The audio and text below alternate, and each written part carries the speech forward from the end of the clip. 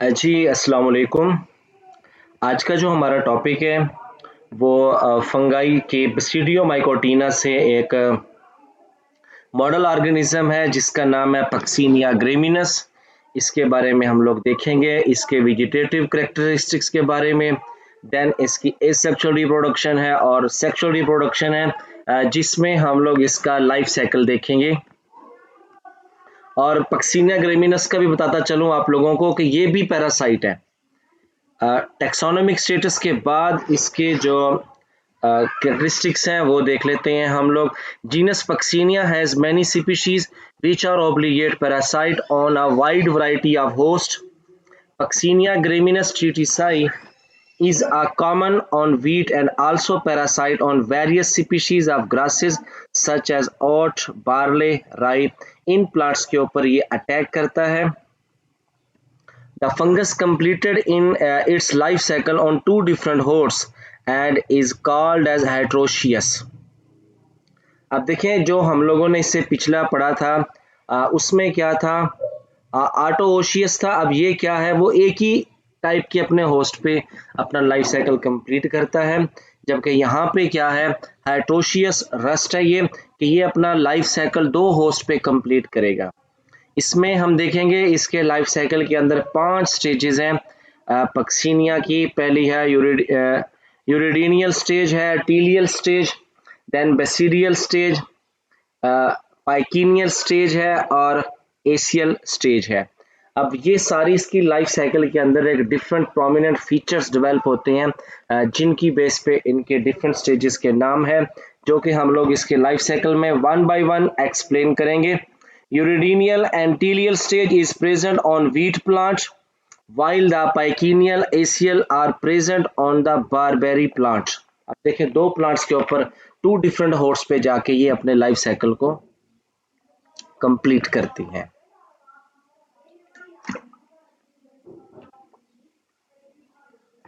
Ji, life cycle on wheat plant. अब इसका जो पहला पार्ट है life cycle on wheat plant, इसको देख लेते हैं। और देन इसका जो पार्ट होगा बारबेरी प्लांट पे, उसको फिर हम लोग वन बाय वन करके उसे एक्सप्लेन करेंगे। ये आज का हमारा टॉपिक है। इसको अब मैं एक्सप्लेन करता हूँ। साथ साथ देखें, रीडिंग करने का एक फ़ायदा ये होता है कि उस पैराग्राफ के अंदर जो जो बातें लिखी होती हैं, हालांकि देखें ना कि आप लोग सिर्फ इसका पक्सीनिया पक्सीनिया ग्रेमिनस ट्रीटिसाई का जो लाइफ साइकिल है वो हमें गूगल से मिल जाएगा, बुक में भी लास्ट पे देखा डायग्राम है, उसी को एक्सप्लेन कर लें वो भी ठीक है। लेकिन बहुत सारे पॉइंट होते हैं, तरह तरह के फीचर्स होते हैं, कहीं पे कंपैरिजन का पॉइंट आ जाता है, सिमिलैरिटी डिफरेंस से रिलेटेड, तो वो एक तरह से ना हमारी बुक रीडिंग वो हमें ज़्यादा फायदा देगी। पहला पार्ट है इसका life cycle on wheat plant. Paccinia graminis cause most the stem of wheat causing the black stem rust. The first sign appear early in March in the form of elongated, reddish-brown, granular pustules or sori.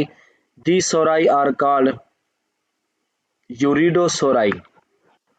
अब देखें, wheat plant के ऊपर ये खास तौर पे उसके मार्च के अर्ली डेज के ऊपर इसके जो स्पोर्स हैं, अगर वो व्हीट प्लांट के ऊपर आके गिरते हैं, उन्हें ऑप्टिमम कंडीशंस मिलती हैं, तो वो स्पोर क्या करते हैं, जर्मिनेट करके अपनी ग्रोथ करते हैं और उस स्टेम, व्हीट के स्टेम पे ब्लैक स्टेम रस्ट, अब उसके ऊपर ये क्या करते हैं, एक इलोंगेटेड लंबे रेडिश ब्राउन ग्रेन्युलर पस्चूल्स, ऐसे यानी कि रेडिश ब्राउन कलर के धब्बे से पड़ जाते हैं उसके स्टेम के ऊपर खास तौर पे।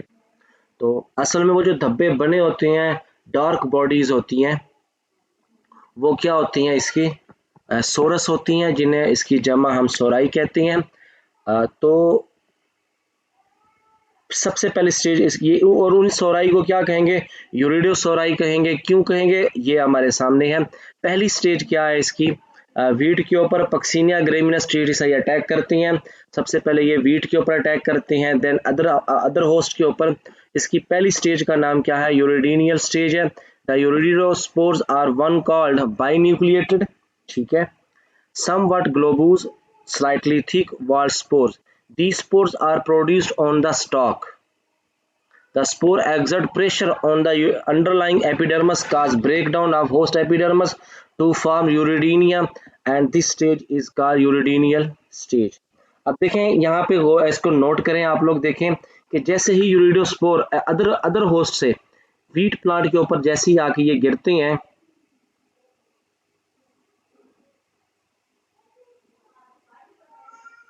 ठीक है, तो उसके ऊपर ये क्या करते हैं, अपने ग्रो करते हैं वीट प्लांट के ऊपर। उस ग्रोथ के बाद देखें, फंगस कोई भी है, उसकी ग्रोथ की एंड स्टेज क्या है, कोई एक मेंबर बताए।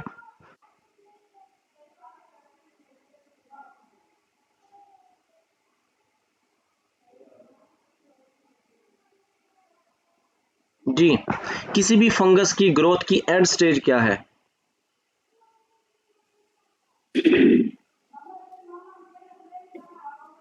सर किस तरह से एंड स्टेज?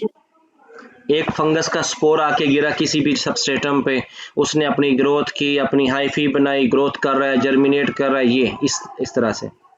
तो फिर भी एंड पे जाके वो स्पोर ही बनाएगा, स्पोर से शुरू Exactly. स्पोर ही बनाएगा।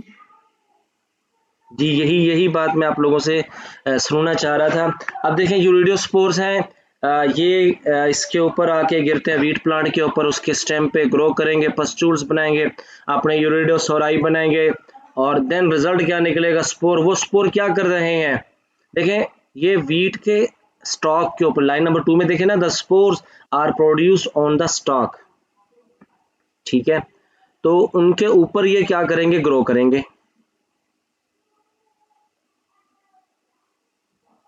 अब ये होस्ट के स्टेम के ऊपर इतना प्रेशर एक्सर्ट करती हैं कि उसकी जो होस्ट की एपिडर्मस है वो ब्रेक करती है, ऐसे धब्बे से पड़ जाते हैं, फटी हुई जैसे कोई जिल्द होती है ना, इस तरह के ये हमें नजर आते हैं, इसलिए हम इन्हें क्या कहते हैं, यूरिडीनिया या यूरिडी भी कहते हैं। अब देन क्या होगा कि urediospore are blown away by wind or lodged on wheat plant, ये है। अब एक से दूसरे, अब ये वहां से मूव कर रहे हैं। Germination of spore germinate within few hour after falling on wheat plant। अच्छा, ये 2-4 अगर स्पोर किसी भी wheat field में आके ये गिर जाते हैं और ग्रोथ शुरू कर देते, तो कुछ ही दिनों में देखते देखते पूरी गंदम के ऊपर ये अटैक कर देते हैं। The spore are germinated by formation of germ tube। जैसे कि पहले कोई भी स्पोर है वो जर्म ट्यूब क्या बनाएगा, प्रोटो जर्म ट्यूब बनाना। अब ये क्या चीज है, जैसे ही ये स्पोर है, फंगस का स्पोर है, आके गिरा, जर्मिनेशन के दौरान क्या करेगा, स्पोर वाल को ब्रेक करेगा, प्रोटोप्लास्ट जर्म ट्यूब बनाएगा, हाइफल मैस बनेगा, फिर उससे germ tube reaches the stomata and the tip swell into the vesicle called appressorium. The cytoplasm along with nuclei migrate into appressorium which is cut off by formation of septa। अब ये एप्रिसोरियम क्या चीज है, देखें, spore से hyphae निकलेगी, वो germ tube है पहले देखें, स्पोर का जो साइटोप्लाज्म है वो बाहर की जानिब निकल के एक लंबा फूला हुआ हिस्सा बनाएगा, इसे कहेंगे हम लोग एप्रिसोरियम। जब उसमें सेप्टा बन जाएगा तो वो सेप्टेट हो जाएगा। A very fine tube from एप्रिसोरियम is an entering into the substomatal chamber। अब ये स्टोमेटा के देखें, उसके होस्ट प्लांट बॉडी के ऊपर ग्रो कर रहे हैं। अब प्लांट बॉडी के स्टोमेटा की तरफ से ये अपनी एप्रिसोरियम को यानी हाइफी को एंटर करेंगे। Then hyphae are produce in all directions. The hyphae are branched देखिए ब्रांच्ड है, ये पूरे स्टेम को कवर करेंगे, septate and each cell is binucleated। The growth of hyphae are intercellular and get nourishment by sending club-shaped hystoria into the cell। अब उस Historia के जरिए ये सेल से क्या करेंगे, न्यूट्रिएंट्स वगैरह को एब्जॉर्ब करेंगे। इस तरीके से ये क्या करते हैं, अपनी जर्मिनेशन करती हैं। जी, इसका साइज मैं छोटा कर रहा हूं। जी, आप लोग ये जो आप लोगों को स्क्रीन पर नजर आ रहा है पेज, इसके बारे पूछें आप लोग। जी, यूरिडिनियल स्पोर और देन उसके क्या है, जर्मिनेशन ऑफ स्पोर। इस जो सामने नजर आ रहा है इस पेज में से आप लोग अपना क्वेश्चन पूछें।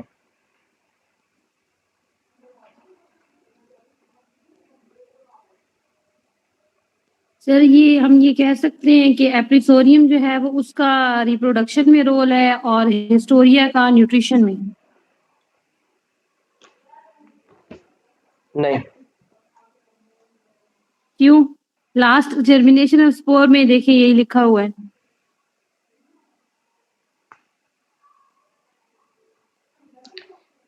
नहीं, एप्रीसोरियम के जरिए ये प्लांट बॉडी के अंदर की तरफ खास तौर पे जहाँ पे देखे ना टिश्यूज के सेल्स के दरमियान स्पेस होती है बॉडी के अंदर, वहां पे एंट्रेंस के लिए ये अपनी हाइफी का स्वालन पोर्शन एप्रीसोरियम बनाता है। हिस्टोरिया के जरिए फिर ये आगे नरिशमेंट करता है अपनी। सर मैंने क्या कहा है? आपने कहा है कि एप्रीसोरियम रिप्रोडक्शन के हवाले से और जो हिस्टोरिया है वो नरिशमेंट के हवाले से। आप मुझे सिंपली ये बताएं कि एप्रीसोरियम का फंक्शन क्या है? हम किसी भी मीनिंग में उसको यूज करें तो हम क्या बताएंगे उसका फंक्शन क्या है? उसका फंक्शन ये है प्लांट बॉडी के अंदर या किसी भी लिविंग बॉडी के अंदर एंट्रेंस के लिए खास तौर पे टिश्यू लेवल पे, आर्गन लेवल पे, जो बॉडी के अंदर स्पेसिस होती है ना, खास उन स्पेसिस के अंदर एंट्रेंस के लिए क्या यूज करते हैं अपने एप्रीसोरियम। ये हाइफल टिप के स्वालन पोर्शन है, और जो हिस्टोरिया है ये साइटोप्लाज्म के अंदर एंटर करने के लिए है। सही। जी, यूरिडिनियल स्पोर की जर्मिनेशन हो गई, देन आगे उसकी जर्मिनेशन के बाद जो हाइफी बनेगी उससे फिर आगे क्या बनेंगे, यूरिडोस्पोर्स बनेंगे। इसे आप लोग रीड करें अब सारे मेंबर, जो स्क्रीन पर नजर आ रहा है यूरिडोस्पोर की प्रोडक्शन के हवाले से, इसको आप लोग रीड करें और इसको हम डिस्कस करते हैं। जी रीडिंग करें आप लोग।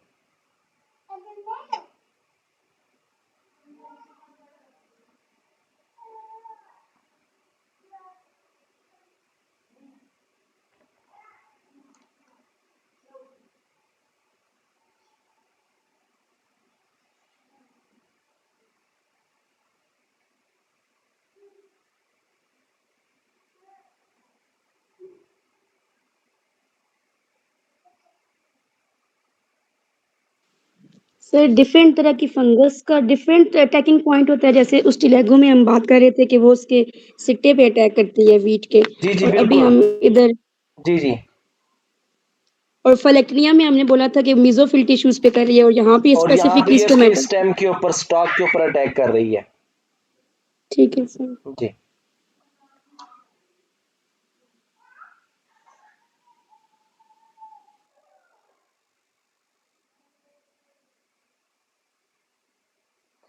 बॉडी के अंदर एंटर होने के लिए ना उन्हें एप्रीसोरियम चाहिए होगा, और जब सेल स्टेज पे सेल के अंदर एंटर होने के लिए उन्हें हिस्टोरिया बनाना पड़ता है।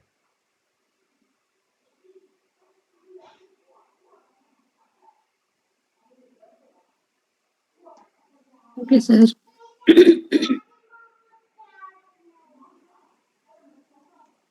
जी, ये हो गया रीडिंग कर ली आप लोगों ने। वही आगे वो क्या करेगा, अपनी हाइफी को बढ़ाता जाएगा उसकी बॉडी के खास तौर पे स्टॉक सेल्स के पास, फिर वहां पे जाके वो अपने फ्रूटिंग स्ट्रक्चर बनाएंगे, देन क्या डेवलप करेगा, अपने spores.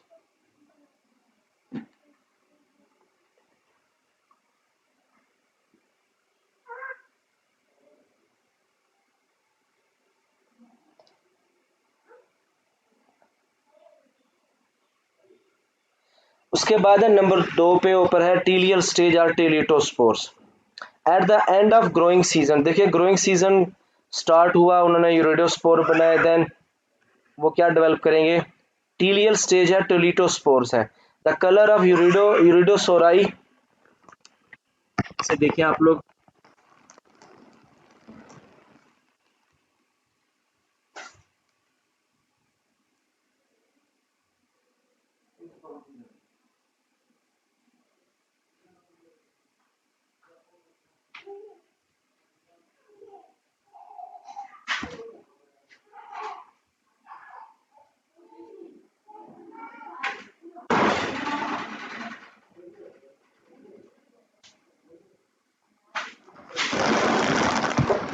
at the end of growing season the color of urediosori change from brownish to dark brownish. देखें जो यूरिडोस्पोर है वो पढ़े आप लोगों ने, ये ब्रिक कलर के भी होते हैं, ब्रिक कलर रेडिश या ब्रिक कलर कहते हैं। to dark reddish or rusty. This color is due to the production of new spore called teletospores. The teletospore are two celled. Note कीजिएगा इसका टेलिटोस्पोर के बारे में, two celled binucleated slightly oval and having thick wall. These spores are elongated or oval in shape with a tapering end. बेसवी शक्ल होगी लेकिन and क्या होंगे इनके, यानी सेंटर से क्या होगा, ओवल शेप्ड होगा, टेपरिंग एंड होंगे. Each cell of spore contain 2 nuclei and 1 germ pore. अब जर्म पोर क्या, जब ये स्पोर जर्मिनेट करेगा वहां से जर्म ट्यूब अराइज होगी.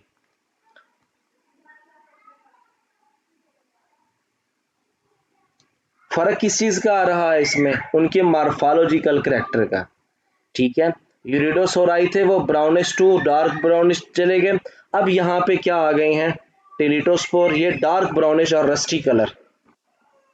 देन आगे क्या होगा कि टेलिटोस्पोर ये डिस्पर्स्ड होंगे विंड के जरिए and do not germinate immediately.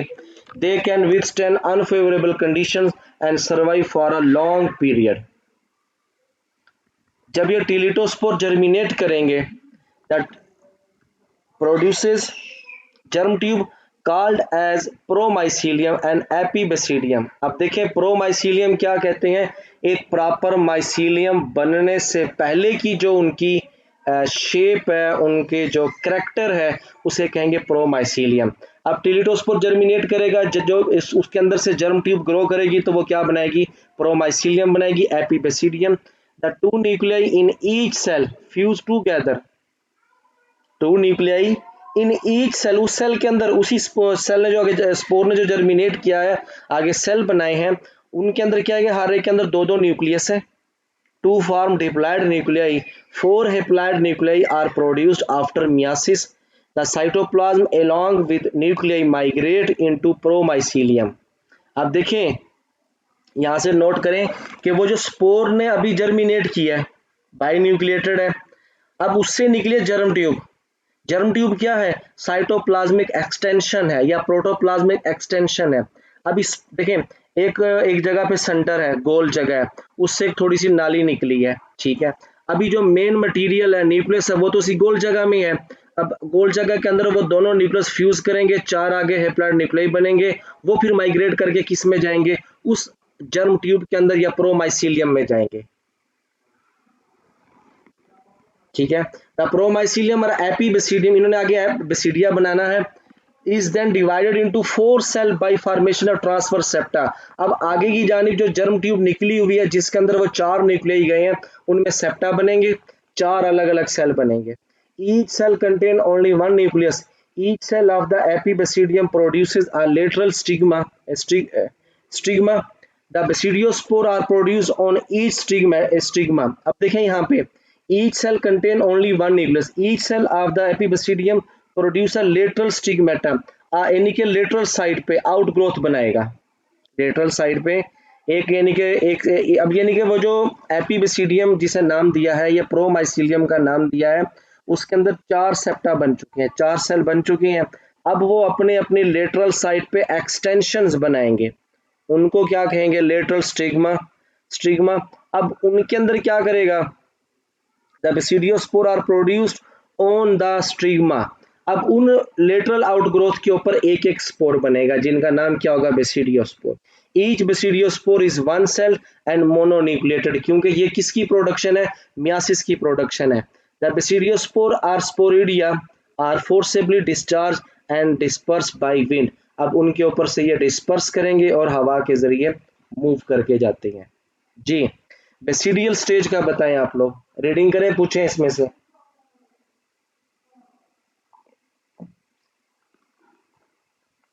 Sequence क्या है, टेलिटोस्पोर जर्मिनेट करेगा, इसके हर न्यूक्लियस के अंदर, हर टेलिटोस्पोर में 2-2 न्यूक्लियस हैं. ठीक है, अब वो जर्मिनेट करेगा, एक जर्म ट्यूब बनाएगा. अब वो जो स्पोर ने जर्मिनेशन की है, उसके अंदर तो 2 न्यूक्लियस हैं, बाहर एक जर्म ट्यूब निकली हुई है. अंदर वाले न्यूक्लियस साइन कैरियन यानी फ्यूजन करेंगे, डिप्लॉयड न्यूक्लियस बनाएंगे, उसमें होगी मियासिस, रिडक्शन डिवीजन होगी, 4 न्यूक्लियस बनेंगे. चारों न्यूक्लियस अपने अपने साथ साइटोप्लाज्म को इकट्ठा करके ठीक है, 4 सेल बने, हर एक में एक न्यूक्लियस चला गया, फिर वो 4 सेल अपने बाहर की तरफ आउटग्रोथ बनाएंगे, फिर अंदर की तरफ से वो एक एक न्यूक्लियस मूव करके उस आउटग्रोथ के टिप पे जाएगा आउटसाइड, और अपने आप को किस में चेंज करेगा, बेसिडियो स्पोर में। हवा के जरिए उनकी डिस्पर्सल होगी, देन आगे वो मूव करके जाएंगे। क्लियर हो गई ये बात आप लोगों को? सर इन स्टेजेस में से क्वेश्चन कैसे आ सकता है, किस तरह का? क्वेश्चन इनमें से आ जाता है एक से स्टेज का नेम, उसकी पहचान, मार्फोलॉजिकल करैक्टर खास तौर पे।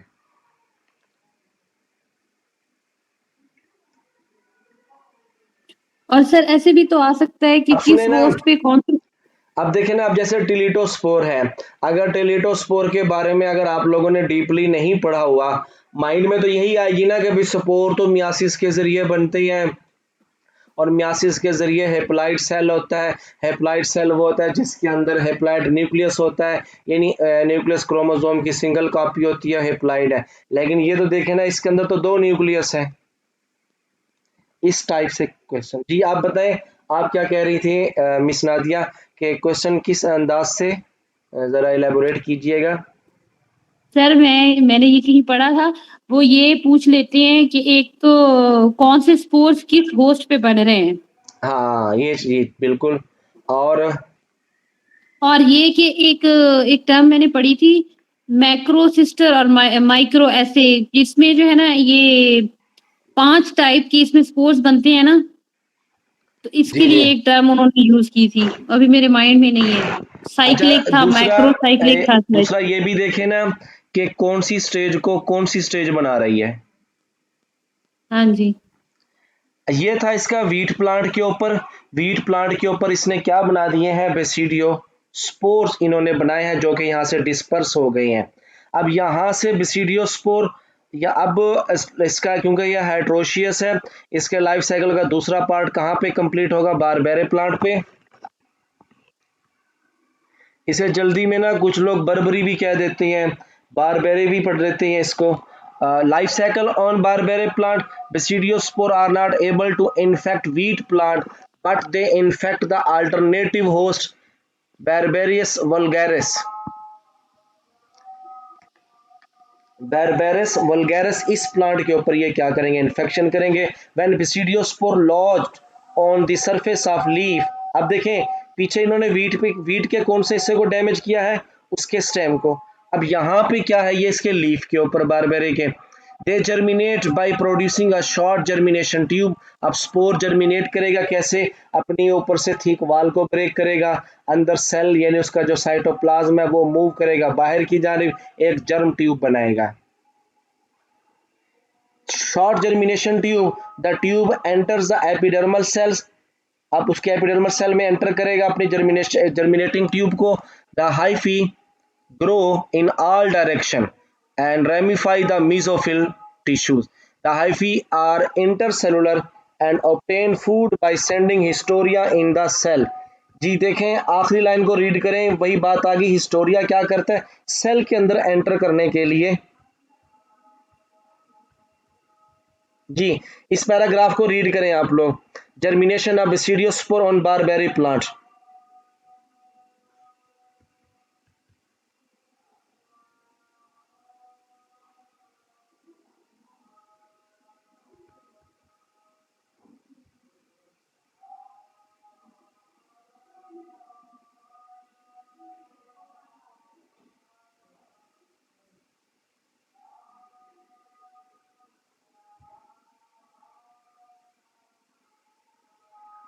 ये पढ़ लिया आप लोगों ने, जर्मिनेशन ऑफ बेसिडियोस्पोर।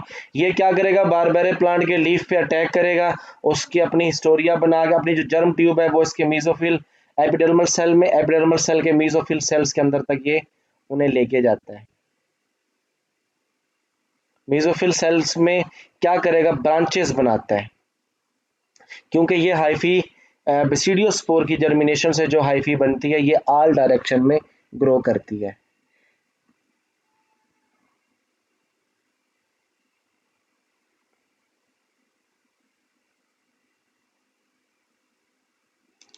पाइकेनिडियल स्टेज है, पाइकिनियल स्टेज भी कहते हैं, पाइकेनिडियल स्टेज है दूसरी। अब बेसिडियोस्पोर की जर्मिनेशन तो हो चुकी है, अब उससे उससे बेसिडियोस्पोर की जर्मिनेशन से मेसोफिल सेल के पास उसकी हाइफी यानी माइसीलियम बन चुकी है। देन आगे क्या होगा कि the mycelium produced by the germination of basidiospore is monokaryotic. The hyphae of monokaryotic mycelium form small knots just below the upper epidermis. The cells are then transferred into flask-shaped cavities called pycnidia or spermatia. ये देखें यहाँ पे stage की बिल्कुल exact identification हो रही है कि बेसिडियोस्पोर जो कि असल में मोनोकैरियोटिक है, उनकी जो माइसीलियम है, हाइफी है, वो नॉट्स बनाएगी just below the upper epidermis. Upper epidermis के नीचे की तरफ वो फूले हुए हिस्से से बनाएगी। These cells are then transferred into flask-shaped cells. Each spermatia open to outside by a small aperture called as ostiole. Numerous small uninucleated spores are called pycnidiospore are produced on short hyphae inside the spermatangia. Numerous paraphyses, अच्छा कुछ इनके दरमियान ऐसे filaments hyphal filament होंगे जो कि reproduction में हिस्सा नहीं लेते, हम उन्हें क्या कहते हैं? Paraphysis. Come out of ostiole and some of them act as receptive hyphae. Spermatia come out through the ostiole in a mucilage liquid. They are dispersed by insect. अब यहाँ से क्या करेंगे? कुछ भी इंसेक्ट वगैरह अटैक करते हैं लिक्विड पार्ट के ऊपर, तो वो यहाँ से स्पोर उनकी बॉडी के साथ अटैच हो जाते हैं, यूं इन स्पोर की डिस्पर्सल भी हो जाती है। When उसके बाद डाइकैरोटाइजेशन है, इसमें क्या करेगा? When a spermatium become attached to receptive hyphae of the opposite sexual phase, its nucleus enter the receptive hyphae of opposite sexual process. Spermatia of one sexual phase can fuse with the other phase. अब देखें इसमें कि जब एक स्पर्मेटियम receptive hyphae के ऊपर attach होगी, ठीक है, तो अब on off the opposite sexual phase, अब इसका न्यूक्लियस किस में जाएगा? रिसेप्टिव हाइफी के अंदर। इसे बेसिडियोस्पोर का जो न्यूक्लियस है वो रिसेप्टिव हाइफी के अंदर मूव करके जाता है। देन आगे क्या होगा? In receptive hyphae the nucleus of spermatium divide several time and the daughter nuclei migrate to the other nuclei.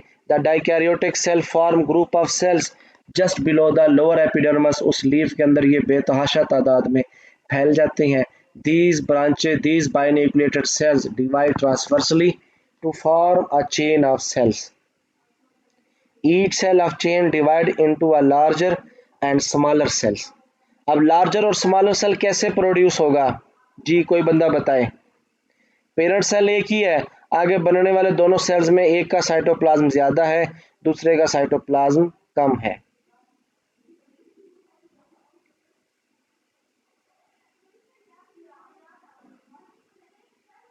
जी कोई मेंबर बताए। एक सेल लार्जर होगा, एक स्मॉलर होगा, क्यों?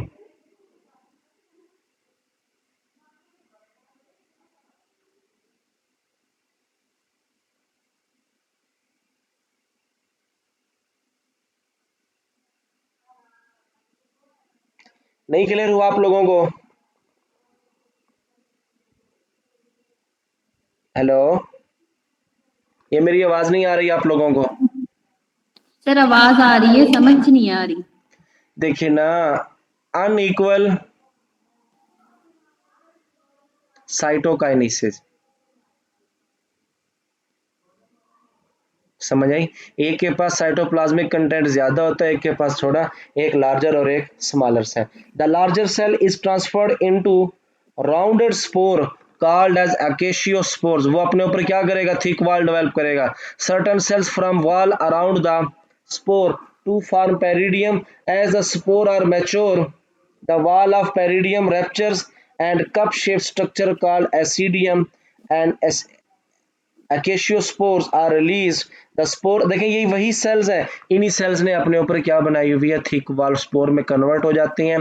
Change, the spores are dispersed by wind. Each spore is unicellular, binucleated and generally round in form. Same case है ये वाला भी, लेकिन ये अदर प्लांट के ऊपर है। देन आ जाएगा इसका अकेशियो spores. The acacia is not attack the barberry plant, but they can only infect the wheat plant. They germinate on the surface of wheat by producing a germ tube. They infect the host through the stomata by formation of एप्रिसोरियम. एप्रिसोरियम के जरिए stomata को cross करके उस spore को पौधों के sales तक पहुंच जाता है. These infection result in formation of dikaryotic mycelium in the host tissue. The iridospore are produced and life cycle is completed. अकेशियोस्पोर की जर्मिनेशन से आगे जो सेल्स की थिक वाल से जो स्पोर बनेंगे वो फिर से क्या होंगे, यूरिडियोस्पोर्स. ये यहाँ से मूव करेंगे और वीट प्लांट के ऊपर जाके ये गिरते हैं और अपने लाइफ साइकिल को कंप्लीट करते हैं.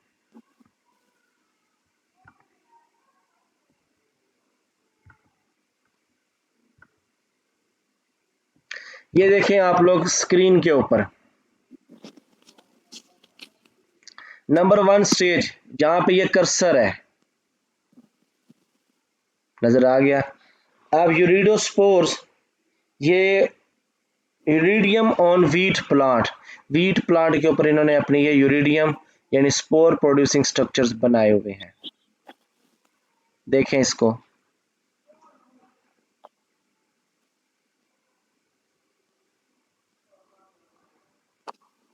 अब देखें यहाँ पे ये आप लोग देखें कर्सर, देखें इसमें ये वाला कर्सर है, ठीक है. ये एपिडर्मल सेल है, बाहर की तरफ यूरिडोस्पोर है. ये जर्मिनेट करके अपने हाइफी बना के किसके अंदर लेके गया एप्रिसोरियम को, होस्ट सेल्स के अंदर. नजर आई, समझ आई इस बात की. वाल के बाहर ये ग्रो करेंगे, जर्मिनेट करते हैं यूरिडोस्पोर अपनी हाइफी बना के, जिसे जर्म ट्यूब पहले कहते हैं, बाद में हाइफी वगैरह. उसको ये होस्ट बॉडी के अंदर एंटर कर रहा है थ्रू स्टोमेटा. अब स्टोमेटा के जरिए एंटर ये कर चुका है. देन क्या होगा, जर्मिनेट, उसके बाद जब ये एंटर करेगा तो सेल्स स्पोर्स किस में चेंज हो जाते हैं, टीलियोस्पोर में, जिसे टेलिटोस्पोर भी कहती हैं. ये यहाँ से मूव करेंगे, फिर आगे डिस्पर्सल होगी. यूरिडियो टीलियोस्पोर जर्मिनेट करती हैं. जर्मिनेट करने के बाद ये अपने अपनी बेसिडियम बनाती हैं, जिन्हें क्या नाम देंगे, बेसिडियोस्पोर्स. फिर बेसिडियोस्पोर इन्फेक्ट करते हैं अगले होस्ट के ऊपर, बारबेरी प्लांट के लीफ के ऊपर अटैक करते हैं. Receptive hyphae and pycniospore fertilize compatible receptive hyphae.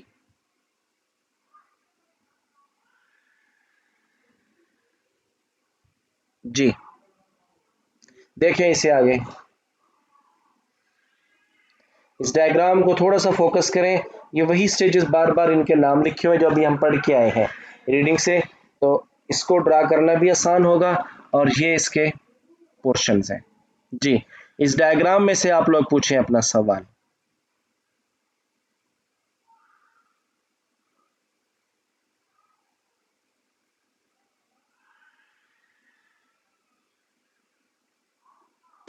Sir अभी तो बहुत कम्प्लेक्सिटी नजर आ रही है, हम इसको सॉल्व करेंगे, थोड़ा ड्रा करेंगे ना, तब आपसे क्वेश्चन करेंगे. जी जरूर, ऊपर रीडिंग भी की है, एक बार आप लोग भी लाजमी रीडिंग कीजिएगा.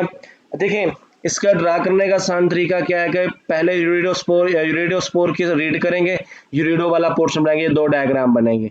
फिर टीलियोस्पोर पे आ जाएंगे, पाइकिनियल स्पोर पे आ जाएंगे, उनकी जर्मिनेशन से अकेशियोस्पोर तक चले जाएंगे और वो आखिरकार किस में चेंज हो जाते हैं, दोबारा से यूरिडोस्पोर्स के अंदर. ड्रा करके जी सर ये जो फर्स्ट 2 स्टेजेस हैं ये तो वीट पर हो रही हैं, और जो लास्ट 2 स्टेजेस हैं ये बर्बरी प्लांट पर हो रही है. तो जो थर्ड स्टेज है वो कहाँ पर हो रही है?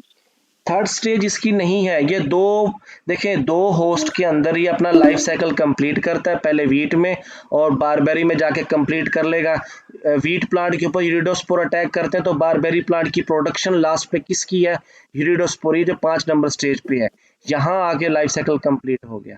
ये फिर दोबारा वीट पे अटैक करेंगे, फिर लाइफ साइकिल चल पड़ेगा. एक लाइफ साइकिल को ये 2 होस्ट में कंप्लीट करते हैं. तो पिछले होस्ट पे बनेंगे ना, क्या चीज, यूरिडोस्पोर्स बन रहे हैं, और दूसरा जो टीलियल स्टेज हो रही है टिलिटोस्पोर्स बन रहे हैं. उसके बाद जो बेसिडियल स्टेज है बेसिडियोस्पोर्स बन रहे हैं. तो ये बेसिडियोस्पोर्स कहाँ पे बन रहे हैं? क्योंकि जो टिलिटोस्पोर्स है वो तो वहां से विंड से उनकी डिस्पर्सल हो गई है. जी तो अब वो कहाँ गए? बेसिडियोस्पोर टीलियोस्पोर ये उस पे बनेंगे, वीट पे. सर विंड पर तो टेलिटोस्पोर्स बन गए, वो विंड से डिस्पर्स हो गए। तो अब ये डिस्पर्स नहीं होंगे, बेसिडियो स्पोर इससे डिस्पर्स डिस्पर्स होंगे। नहीं होंगे, वो अपने आप को थोड़ा सा मार्फोलॉजिकली चेंज करेंगे। ये मैं दिखाता हूँ। तो नहीं लिखा हुआ है। जी जी लिखो हुआ है ना। ये देखें ना नीचे आप लोग, ये देखें बेसिडियोस्पोर बन चुके हैं। ये किसके ऊपर अटैक कर रहे हैं? बारबेरी प्लांट के लीफ पे। सर मेरे पास जो बुक है उसमें टेलिटोस्पोर्स जो है ना वो डिस्पर्स कर गए हैं, तो उसके बाद जो बेसिडियल स्टेज है जिसमें बेसिडियल स्पोर्स बनते हैं, वो उन्होंने कहा है कि ये सोइल में जर्मिनेट कर रहे हैं। तो ये सोइल में फिर कैसे सीड्स की तरह जर्मिनेट करेंगे? मॉइस्चर वगैरह रहने चाहिए, कैसे जर्मिनेट करेंगे? ऑप्टिमम कंडीशन जहां मिल जाएंगी इनको, ये ग्रो करेंगे। लेकिन होस्ट देखें, अब यहाँ पे एक और चीज देखें ना, यहाँ पे ये पैरासाइट के तौर पे बिहेव कर रही हैं। उस हवाले से ये बयान किया गया है, डिजीज के हवाले से। वो अदर उसकी जर्मिनेशन का फीचर हो सकता है। सर एक दफा आप ऊपर स्क्रॉल करके देख लेंगे बेसिडियल स्टेज को, जी बेसिडियल जी स्पोर्स यहाँ पे बन। मैं दिखाता हूँ अभी आपको।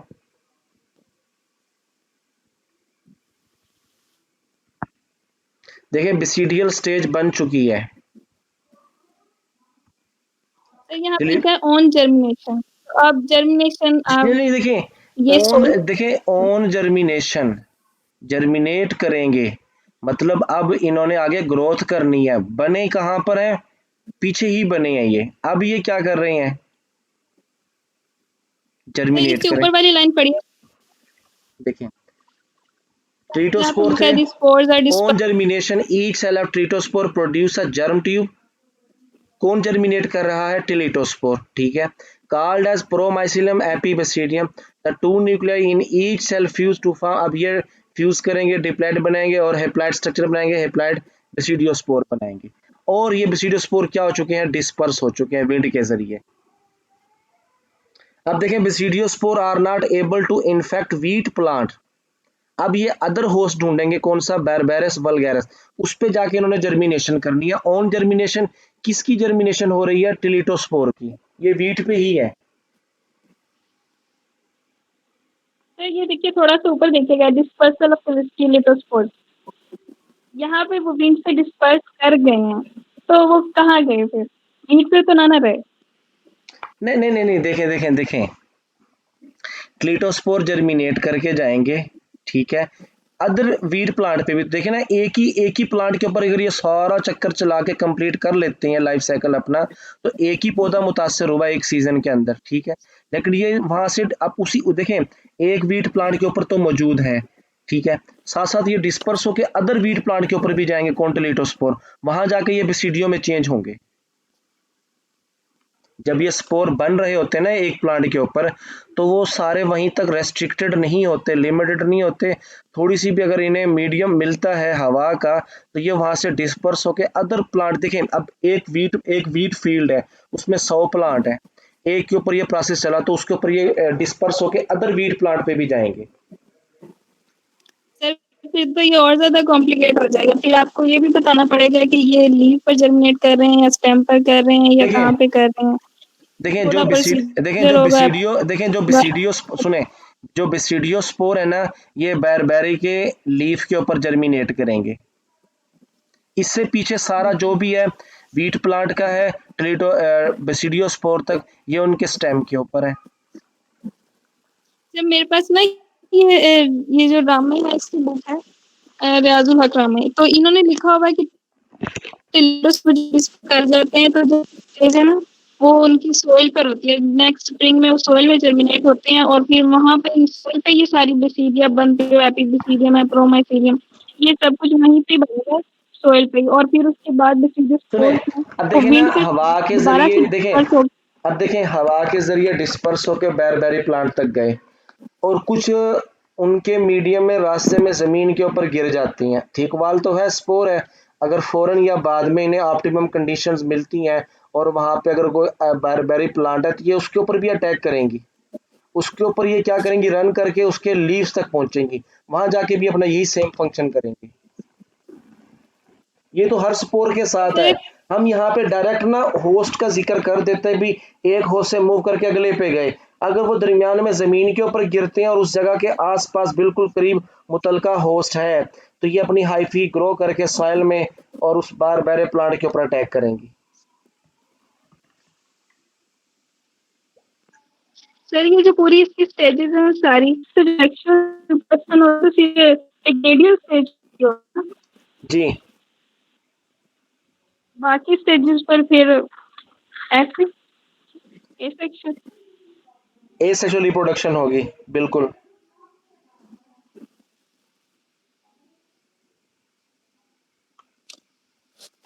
सर ये बात दोहराएं जो अभी इन्होंने की है। डायग्राम पे देखें,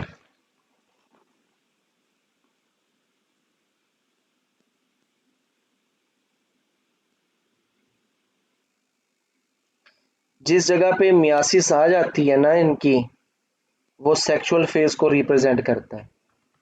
ये अंडरस्टूड है। जहां पे माइटासिस आती है वो वहां पे किसको रिप्रेजेंट करते हैं? एसेक्सुअल को।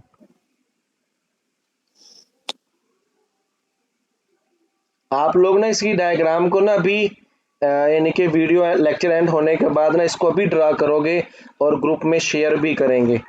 फिर और साथ साथ ना आप लोगों ने लिखना क्या है, ड्रा करते हुए ना साथ ही साथ एक एरो बनाओगे। बेसिडियो देखें, शुरू में इनके यूरेडियोस्पोर है, टीलियोस्पोर है, बेसिडियोस्पोर है, पाइकिनियोस्पोर्स है, ठीक है, अकेशियोस्पोर्स हैं, देन बेसिडियोस्पोर्स हैं। इनके साथ साथ इनका कैरेक्टर एक या दो लाजमी मेंशन करोगे, ये इसका बेसिक फीचर है जी। सर पाइकिनियो है या पिकनियो है? पाइकिनियो जो हमने रीड किया हुआ है। देखें डिफरेंट एक्सेंट है, नो इशू। सर हमें सिर्फ वो वाला चाहिए जो इंटरव्यू में हमें क्लियर करवा दे बस। पाइकिनियोस्पोर्स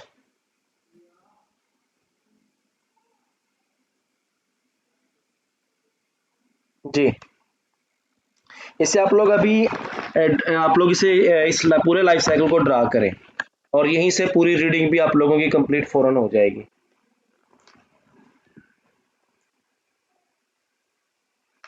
आज का काफी है ये इतना।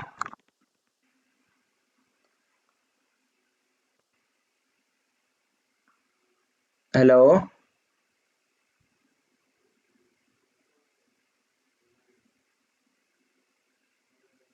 आप लोग ना इसको यहाँ तक कंप्लीट करेंगे, कंप्लीट करने के यहाँ तक ड्रा करोगे, ड्रा करने के बाद ग्रुप में आके आप लोग अपना कोई भी कंफ्यूजन है फिर भी वो आके आप लोग क्वेश्चन पूछोगे। कल इंशाल्लाह हमारा लेक्चर होगा अगेरिकस के बारे में और उसको फिर हम लोग इंशाल्लाह कंप्लीट करेंगे। तब तक आप लोग अपना ख्याल रखिएगा। अल्लाह हाफिज़।